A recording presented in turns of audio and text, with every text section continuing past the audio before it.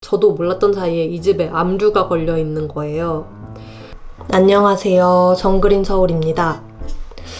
오늘은 저에게 최근 일어난 큰일에 대해서 잠깐 공유를 해보고자 카메라를 켰어요. 좋은 일은 아니고 좀 당황스러운 일이었는데요. 제가 살고 있는 집이 암류가 되었습니다. 정확히는 제가 살고 있는 전셋집에 암류가 들어왔는데요. 암류가 됐다는 사실을 알게 된 거는 제 전세 계약 만기가 한 달도 안 남은 시점이었어요. 사실 암류 전에도 이 집, 그리고 집주인에 대해서 좀 풀썰이 많습니다. 저는 2년 전쯤에 이 집에 전세로 들어왔고요.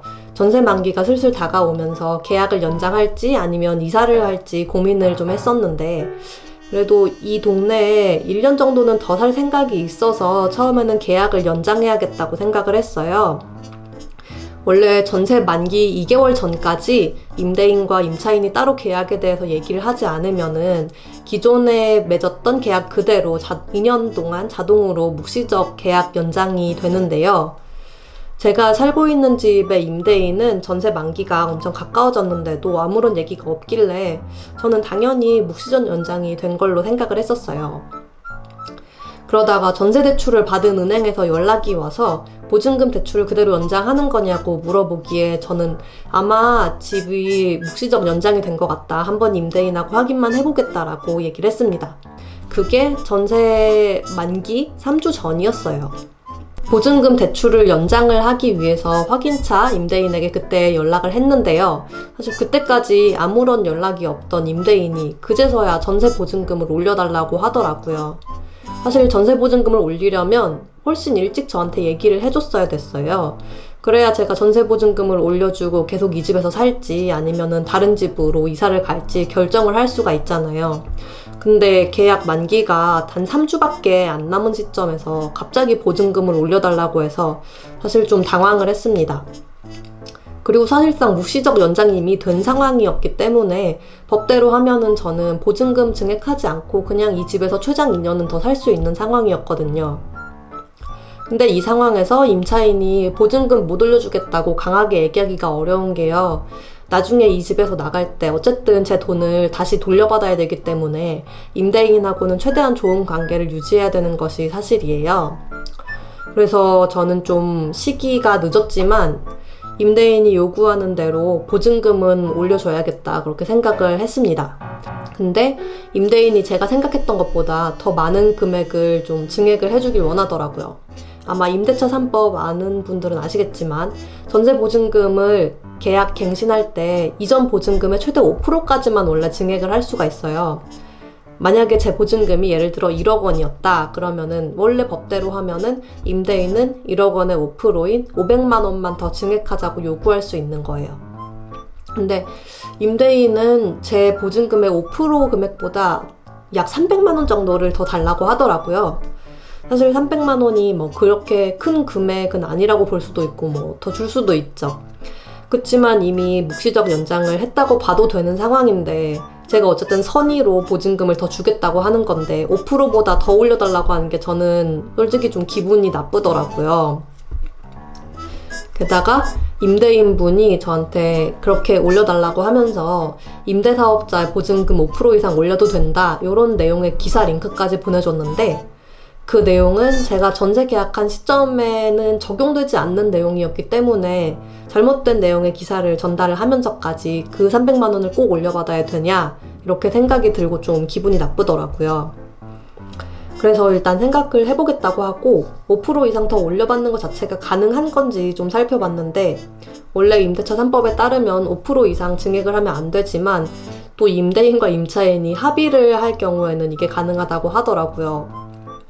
근데 또 나중에 돈을 돌려받아야 되는 임차인 입장에서는 사실 임대인이 다른 집들도 다 이렇게 올려받는다 너도 올려달라 이렇게 강하게 요구를 할 경우에는 무조건 안 된다고 하기가 조금 애매한 거죠. 결국 처음엔 기분 나빴지만 저도 나중에 좋게 보증금 돌려받아야 되니까 결국 임대인 요구대로 보증금을 올려주겠다고 했습니다. 제가 계속 고민하니까 임대인이 그 와중에 뭐 100만 원 깎아주겠다 그렇게 선심을 쓰더라고요. 그렇게 보증금을 증액해서 1년 더 계약 연장하기로 했고 다시 계약서를 쓰기로 했는데 임대인이 자꾸 부동산 끼지 말고 저희 둘이서만 만나서 계약서를 쓰자고 하는 거예요. 근데 저는 그게 좀 많이 불안하더라고요. 그래서 제가 중개비용을 낼 테니까 부동산에서 쓰자고 얘기를 했어요. 평소에 거래하시는 부동산으로 제가 가겠다, 알려달라 이렇게 얘기를 했는데 이 임대인분이 계속 어떤 부동산을 쓰는지 얘기를 안 해주는 거예요. 그래서 결국 제가 이렇게 되면 계속 얘기 안 해줄 것 같아서 저희 집 주변에 있는 부동산에서 계약서 쓰자 이렇게 얘기를 했고 임대인은 그래 알았다 이렇게 얘기를 했습니다. 그리고 만나기로 한 당일 진짜 너무 화가 나는 일이 있었는데요. 부동산에서 임대인이랑 3시 30분에 만나기로 했고 저는 조금 더 일찍 부동산에 가서 기다렸는데 아무리 시간이 지나도 이분이 안 오는 거예요. 계속 연락을 해보니까 차가 막힌다면서 30분, 1시간, 1시간 반 뭐 계속 늦어지는데 솔직히 평일 오후에 뭐 퇴근 시간도 아니고 그렇게 막힐 일이 뭐가 있어요. 근데 조금만 더 기다리면 도착한다면서 계속 늦어지는데 원래는 차로 30분이면 올 수 있는 거리거든요. 근데 부동산에 그분이 도착한 시간은 무려 약속 시간에서 2시간이 늦은 시간이었습니다. 진짜 너무 화가 났어요. 근데 약속 시간이 늦은 것보다 더 중요한 게 있었는데요. 이 임대인분을 기다리면서 저희가 부동산 공인중개사 분이랑 확인차 먼저 저희 집 등기부등본을 다시 확인을 했어요. 근데 저도 몰랐던 사이에 이 집에 압류가 걸려 있는 거예요. 사실 전세 계약 연장을 한다고 생각했으면 저도 먼저 등기를 떼봤어야 되는데 저도 그 생각을 못했던 거죠. 공인중개사분이 집에 압류가 걸려 있다면서 이분이 국세를 체납해서 그렇게 된 것 같다고 얘기를 해주시는데 너무 당황스러웠습니다. 그래서 일부러 이렇게 늦게 오는 건가 싶기도 하고 얼마 정도의 국세가 체납이 되었는지는 전 알 수는 없지만 압류가 걸려 있으니까 뭐 최악의 경우에 집이 경매에 넘어가면은 저는 제 보증금 못 받을 수도 있는 거잖아요. 그래서 임대인이 늦는 2시간 동안 그럼 어떻게 하면 될지 이 집에서 전세계약 연장하는 게 맞는 건지 공인중개사분이랑 얘기를 좀 했는데요. 진짜 다행이었던 거는 중개사분이 너무 친절하게 제 입장에서 잘 설명을 해주시고 의견을 좀 주셨어요. 이렇게 등기부 등본에 압류가 걸려 있으면은 어차피 집을 내놔도 다음 세입자가 안 들어올 거다고. 뭐 당연하죠. 압류가 있는 집에 누가 들어오겠어요. 그러니까 임대인한테 얘기를 해서 체납한 세금을 일단 먼저 납부하시라. 그래서 압류를 해제하시라. 그러고 계약서를 쓰자 이렇게 얘기를 하자고요. 그 다음에 이 집에 계속 살지 아니면 다른 집으로 이사 갈지는 좀 고민해보자고.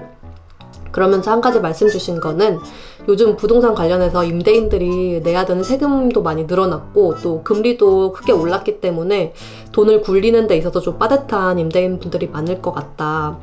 이번에 왜 세금을 체납한 건지는 사실 뭐 모르지만 제 보증금을 좀 안전하게 돌려받기를 원하면 좀 더 안전한 임대인이 소유하고 있는 집으로 이사하는 것도 나쁘진 않을 것 같다. 그렇게 말씀을 해주시더라고요. 근데 그런 얘기를 듣고 나니까 요즘 상황이 너무 위험하게 느껴지는 거예요. 저는 아무튼 그렇게 얘기를 끝내고 드디어 임대인이 2시간 늦게 부동산에 도착을 했습니다. 저희가 등기 때 보니까 압류가 있다 이렇게 좋게 얘기를 했더니 임대인이 뭐 크게 놀라지도 않아요. 자기도 몰랐는데 세금 미납된 게 있었다. 그래서 세금 납부를 했고 압류 해제 신청을 어제 해놨다 이렇게 얘기를 하더라고요.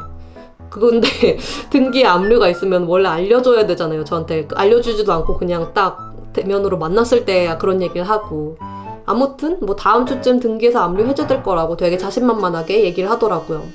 너무 임대인이 아무렇지도 않은 일인 것처럼 얘기를 해서 저도 좀 혼란스러웠어요. 그래서 일단 알았다. 다음 주에 등기 확인해보고 연락드리겠다고 하고 2시간 동안 기다렸다가 그렇게 딸랑 5분간 얘기를 하고 임대인과는 일단 헤어졌습니다. 그리고 그 다음 주가 됐는데 저는 임대인이 저한테 또 거짓말을 했다는 걸 알게 됐습니다.